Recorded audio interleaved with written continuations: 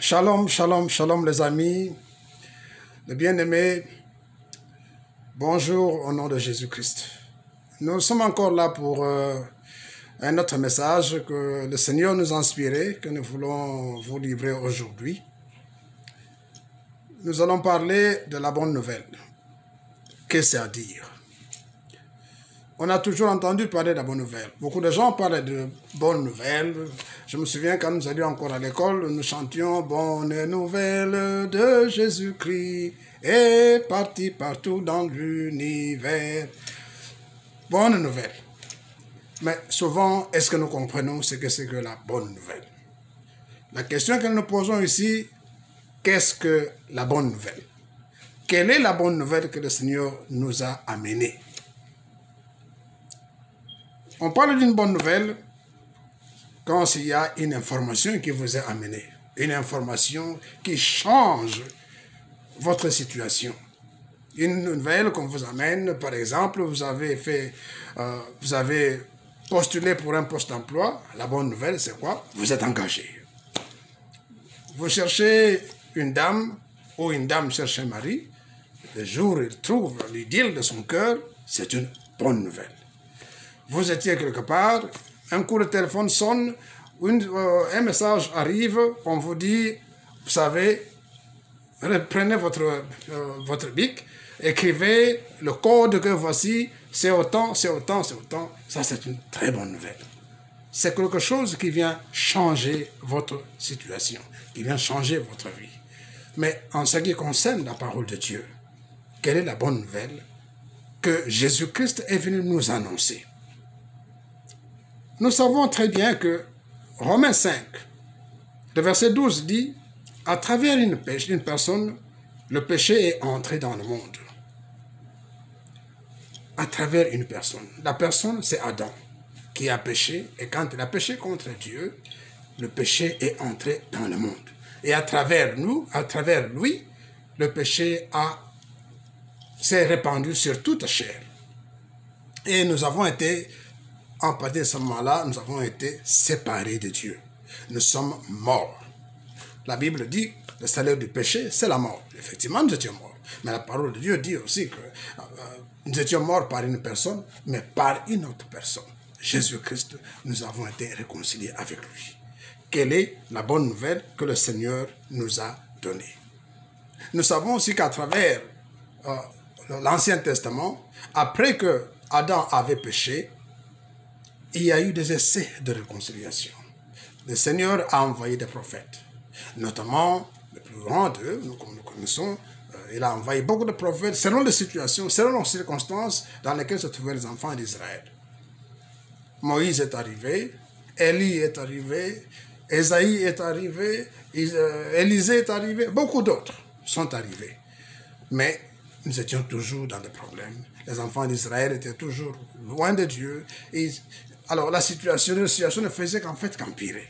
C'est comme ça que Dieu a dit non. Cette fois, j'envoie mon propre enfant, mon propre fils. La Bible déclare, Dieu a tellement aimé le monde qu'il a envoyé son fils aîné, his begotten son, son fils unique, afin que quiconque croit en lui ne périsse point, mais qu'il ait la vie éternelle.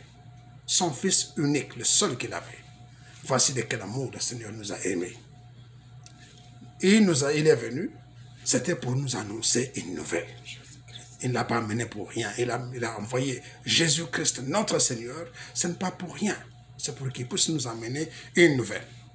Donc nous savons que tous les efforts pour essayer de nous ramener à Dieu, par les prophètes, par la loi, ont échoué. La Bible déclare, dans Hébreux, le chapitre 10, versets 1 à 4, que nous n'allons pas lire, il lit que Christ est la fin de la loi pour le salut. Christ est la fin de la loi. Donc, la loi a régné tout ce temps, pendant beaucoup de siècles, jusqu'à Christ. Et quand Christ est arrivé, il nous a amené une bonne nouvelle. La bonne nouvelle, pour nous ramener à Christ, à Dieu, parce que nous étions séparés de Dieu, pour nous amener à Dieu, Christ est arrivé. Et la bonne nouvelle que Christ nous a amenée, c'est celle-ci. Il nous a dit, votre esclavage dans le péché est terminé. Il est venu mettre fin à l'esclavage dans le péché. Parce que ce n'est pas les Romains qui ont tué Jésus. Ce n'est pas les Juifs qui ont tué Jésus. Personne. La Bible déclare dans Jean 10, le verset 14, que le Seigneur a dit, j'ai le pouvoir de donner ma vie et j'ai le pouvoir de le reprendre, de la reprendre. Donc, si Christ ne voulait pas mourir, personne ne pouvait le tuer. Personne n'a le droit de le tuer. Mais il s'est donné lui-même. Il s'est livré afin que vous et moi puissions avoir la vie. Donc, la bonne nouvelle que Christ nous a amenée, c'est votre esclavage, notre esclavage dans le péché est terminé. Il a mis fin, parce que c'était ça, le plus grand ennemi, c'est le péché. C'est le péché qui nous a séparés de Dieu. C'est le péché qui nous a livrés à Satan. C'est à cause du péché que nous avons tout perdu.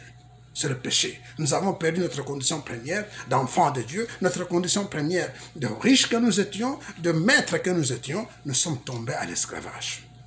Donc, notre esclavage, le Seigneur est venu y mettre fin.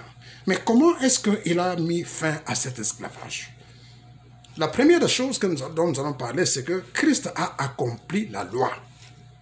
Dans Matthieu 5, le verset 17, la Bible dit, le Seigneur, c'est le Seigneur qui répond, le Seigneur Jésus, « Je ne suis pas venu abolir la loi, mais je suis venu l'accomplir. » Qu'est-ce que ça veut dire? Christ n'est pas venu abolir la loi. La loi est là, la loi a été donnée par Dieu. Mais cette loi n'a pas été appliquée comme il le fallait. La loi a été, ceux qui l'ont appliquée, donc les enfants d'Israël qui l'ont mise en application, ils l'ont changée.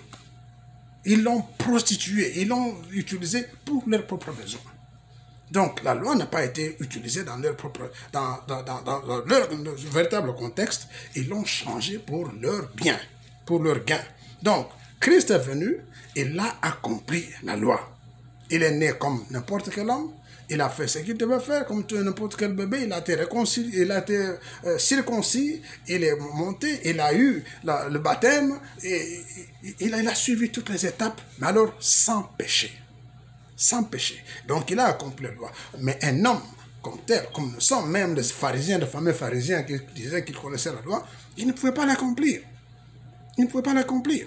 Donc, Christ est venu, a accompli la loi, afin que moi, vous, tous ceux qui ont reçu Jésus-Christ comme Seigneur et Sauveur, puissent aussi accomplir la loi à travers lui. À travers lui.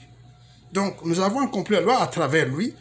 Et dans Jean 1, verset 16, il dit que Christ est venu, il nous a donné grâce sur grâce.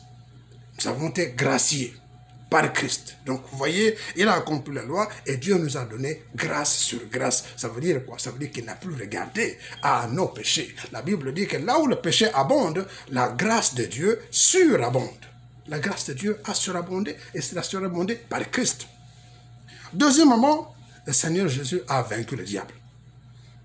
Il a vaincu. Nous disons souvent, oh, Jésus a vaincu le diable et lui a donné 3-0. Mais non, moi je vous dis que Jésus a vaincu le diable à 4 instances. 4-0.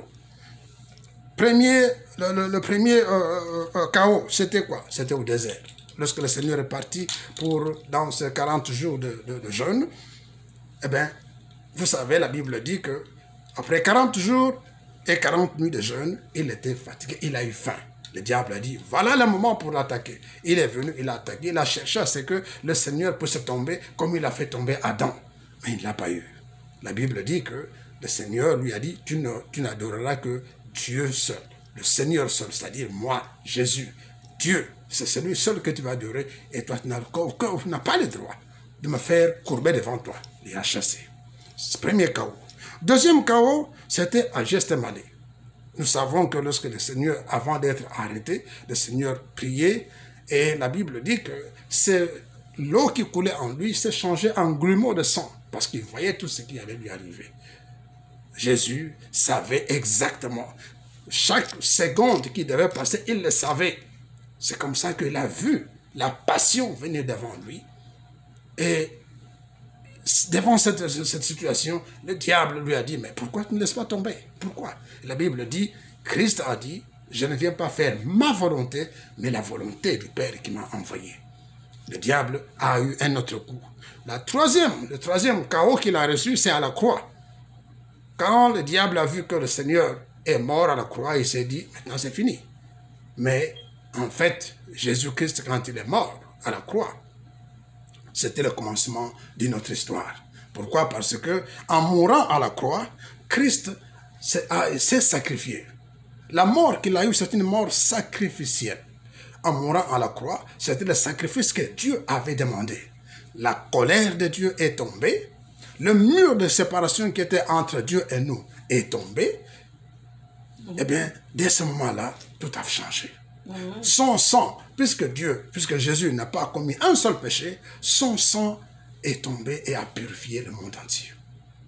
Quiconque, tout celui qui entre en Christ est désormais purifié, sanctifié, et il est entré dans l'amitié avec Dieu. C'est pourquoi le rideau du temple s'est déchiré, non pas de bas en haut, mais de haut en bas, donnant ouverture à quoi? Au ciel. Donnant ouverture au lieu très saint, donnant ouverture à Dieu au ciel, et désormais le ciel nous était ouvert. Donc ça c'était le troisième chaos. Quatrième chaos que Jésus-Christ a asséné à l'ennemi, c'est par la résurrection d'entre les morts. La mort, qui était la dernière arme du diable, a été vaincue. Et alors le diable n'a plus eu une seule arme contre nous. Et c'était fini, il ne pouvait plus. C'était le chaos total. Chaos total. Donc, dans sa chair, dans son sang, le Seigneur nous a donné la victoire. Voilà pourquoi c'est une très bonne nouvelle. Donc, le Seigneur, notre esclavage au péché a été terminé, a été fini. Désormais, il nous a libérés du péché. En lui, nous sommes devenus des saints. Voilà pourquoi l'apôtre Paul a appelé tous ceux qui étaient dans les églises, appelés les saints. Au sein de telle église, au sein de telle autre. Pourquoi? Parce qu'ils ont reçu Jésus-Christ comme Seigneur et Sauveur. Ils ont été purifiés, lavés, sanctifiés par le sang de Jésus et ils sont devenus maintenant enfants de Dieu, saints, citoyens célestes. Troisième chose, c'est qu'il a effacé l'acte de condamnation par sa mort à la croix. Christ est venu, il a effacé l'acte qui nous condamnait. Nous sommes là dans Colossiens chapitre 2, versets 14 à 15. La Bible dit qu'il a effacé l'acte dont les ordonnances nous condamnaient. Les ordonnances. Tout ce qui était écrit contre nous par le diable, qui nous a pris en esclavage, toutes les armes, tout cela a été effacé. Un acte, c'est un livre dans lequel il y a des articles, dans lequel il y a des chapitres, chapitre tel, article tel, tout ça. À cause du sang de Jésus, cet acte a été lavé, purifié, et en Christ, quand nous venons à lui, à cause de sa mort à la croix, tout ce qui était contre nous, il a effacé donc l'acte dont les ordonnances nous condamnaient et qui avait subsisté pendant longtemps. Christ les a effacés par sa mort à la croix. Et donc, il a payé ainsi le prix du rachat et nous a réconciliés avec Dieu en brisant le mur de séparation. Ça, c'est Éphésiens chapitre 2, verset... Éphésiens chapitre 2, verset Éphésiens 2, verset 14. Éphésiens 2, verset 14. Donc, il a effacé le mur de séparation. Alors, maintenant que nous connaissons, que nous savons quelle est la bonne nouvelle que Jésus nous a envoyée, il nous a sortis de l'esclavage, il nous a rendus libres, maintenant que nous connaissons ces choses, quel est donc le devoir que Dieu nous donne? Parce que Dieu a fait sa part. Christ a fait sa part pour notre salut, pour nous donner la vie, pour que nous puissions venir à Dieu librement. Maintenant, quel est notre devoir que Dieu nous donne? Dieu nous donne un seul devoir. Dans Jean 6, verset 29, le Seigneur dit, le seul devoir que Dieu nous donne, c'est de croire en celui qu'il a envoyé. Croire en Jésus-Christ. Croire en ce qu'il a fait pour nous à la croix. Quand nous croyons en lui et nous croyons en Christ, parce que Christ avait fait tout le travail. Et c'était un travail accompli qu'il a fait. Donc, en croyant en lui, nous avons la vie, nous avons la paix et nous avons accès au Père. Croire en lui et nous soumettre à son autorité. Nous soumettre à l'autorité.